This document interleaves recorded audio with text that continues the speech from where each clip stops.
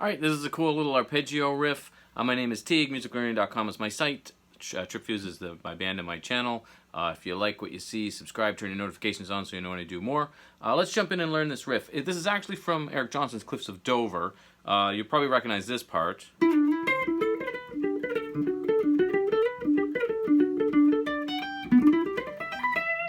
So that's the main melody, and then you'll notice I think that riff is just so cool. It's just a simple arpeggio. Let's jump in and learn it. I'm gonna move up here a little tiny bit. If you like what you see, like, comment, share, and again, turn your notifications on because I'm not sure how much I'll teach of the song. Okay, we could think of this as 12/8 or 4/4 with triplets. Don't worry about that too much if that is complete gibberish at the moment. I'll explain what that means in a moment. Let's get the notes first. We're gonna start on a B, which is the 14th fret of your 5th string, gives us a B. From B, we're going to D on the 17th fret of that same string. And then we're going to play an E on the 14th fret of your 4th string. This is our first triplet or group of 3. So whether we're playing it in 12/8 or 4/4 with triplets, these are all going to fall in groups of 3. That's how we're going to stay focused on them. So we have a group of 3, B, D, and E. Then from here, we're going to go to G, the 17th fret of your 4th string. So now, if anybody has followed me before, you may recognize that this is part of an E minor 7th arpeggio, which we'll talk about more.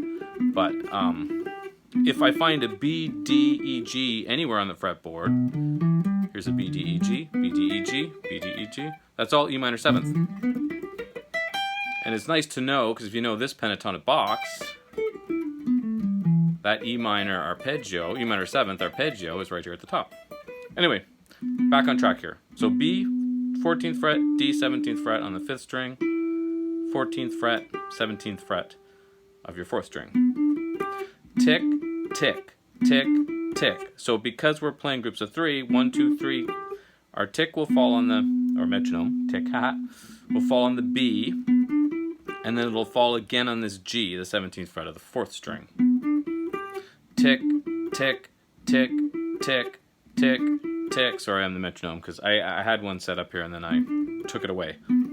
So from this G, this was the start of the next beat. We're going to go G, B, D. This is a G chord or arpeggio, which again, if you've followed me at all, you'd recognize these as part of a triad that we learned. Oh, this is part of an arpeggio series, which you'll find the link for here too.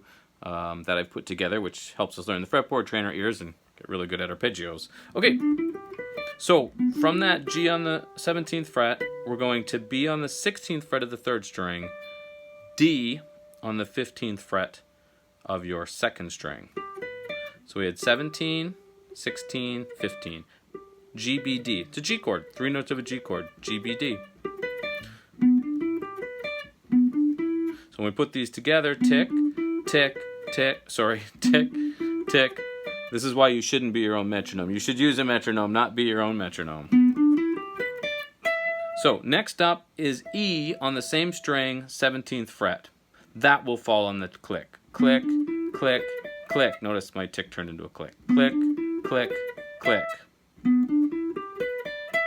So we're thinking of it as these starting 3 notes, then our G chord, and then when we hit this E, this is going to be part of an E minor arpeggio, which again, if you've followed many of my videos, you know I do lots of videos on this particular arpeggio that sits across 2 strings, in this case strings 1 and 2.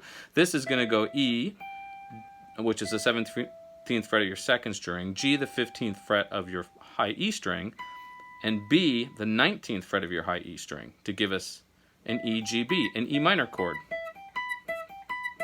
And a G triad, which is G, B, and D, and an E minor triad, which is E, G, and B, so they both have a G and a B. When you put those 2 together, you have E minor 7.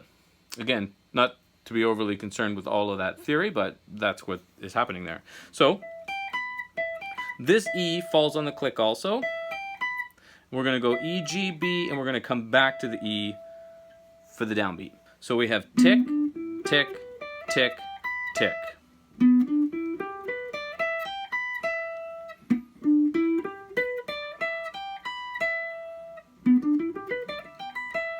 Isn't that kind of a cool little riff? I love it. Few different ways you could pick it. You can alternate pick it. If you alternate pick it, I would actually start with an up, down, up, down, up, down, up. I'm not even sure if I played and said that right, but I would start with an up because we're talking about 4/4 and triplets.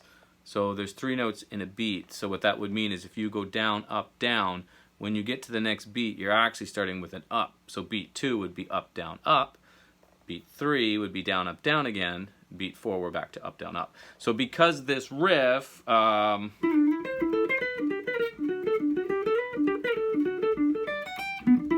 this is starting on beat 4, because this falls before it.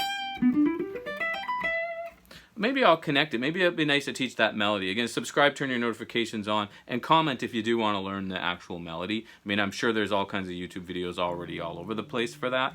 But if somebody would like me to teach it, I will do it if there's enough people interested. Anyway, that's the riff. Kind of fun. Take it slow. Again, it's part of an arpeggio series. You'll find in the top here, one of these 2 tops. There's a part of it that's free. Of course, part of it's paid, but I think it's worth it and good value. Anyway, name is Teague. Thanks so much for watching. MusicLearn.com is my site. TripFuse is the band and the channel name. Subscribe, notifications. Again, if you liked it, like, share, comment.